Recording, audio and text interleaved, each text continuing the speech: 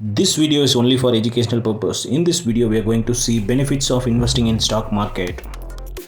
On an average return in stock market is 10% annually when you invest long term. On the same period, the government bonds or FD is giving only 5 to 6% annually. If we avoid fear of stock market fall, then we can enjoy higher return than any other investment option over the long term.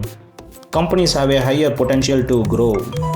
There are many benefits in investing in stock. We will see 7 bigger ones.